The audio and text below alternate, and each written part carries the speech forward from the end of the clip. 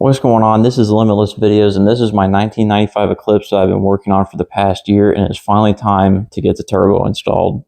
So before getting into the install, I am going to clean the mating surfaces of the turbine housing and the exhaust manifold. More importantly, I need to get this gasket cleaned up and put on with some copper spray because I am going to be reusing this metal gasket.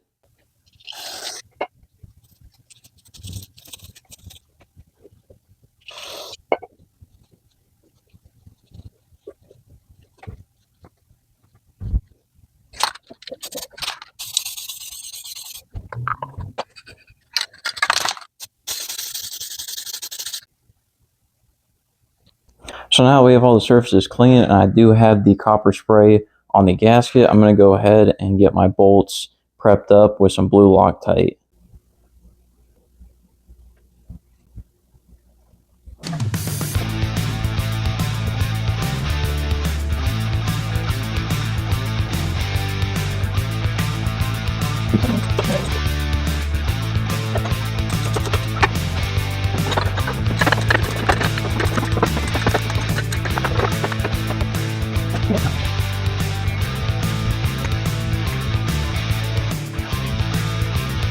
So just like that, the turbo is now installed. I will say the bolt in the way back there that I had to pre-install before any of this, that one was very hard to get to, but we got all the bolts tightened down. I didn't apply a specific torque spec. I didn't really have anything to go off of, so I just went in a crisscross pattern, tightening all the bolts down until they were good and snug. And I'm going to say that's going to do it for about now. I'm going to do a little bit more research, see what I can find. But that's going to do it for this video. If you're interested in more content of this build, I've got plenty of stuff coming up for it. So just hit that subscribe button and stick around. I got some more notes coming for you guys about some of the stuff I did before I even got to the install of this.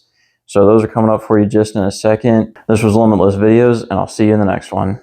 So there are a handful of things that I did do prior to the install with the turbo, one of which is clocking the turbo itself. And what that is just basically getting the turbine housing and the compressor housing aligned with how your setup is. And all you have to do for this model of Garrett turbo is just loosen these bolts going around on the compressor and the turbine, which will loosen both housings. Usually you want to start with the turbine side first and get that lined up with the exhaust manifold. And then from there, you can figure out how you're going to route the compressor housing and get that clocked in.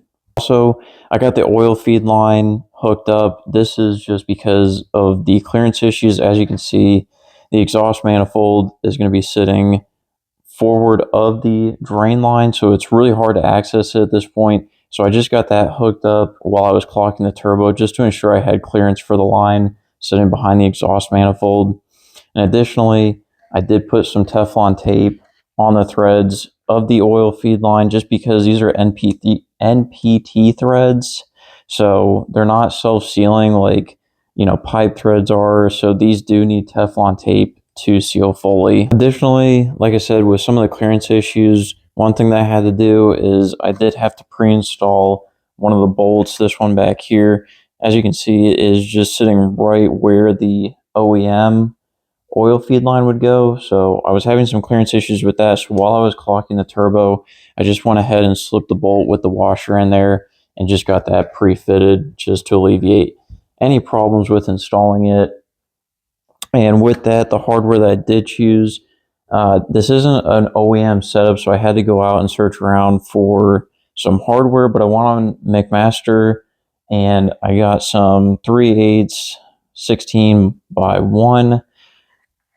So I got those bolts, and I also got some of the conical shaped lock washers. I did this just for the extra grip that they have because these bolts are kind of short, but again, it was just a clearance issue that I was having with the exhaust manifold. I can only run so long of a bolt, and trying to find double-ended studs in this size was really difficult.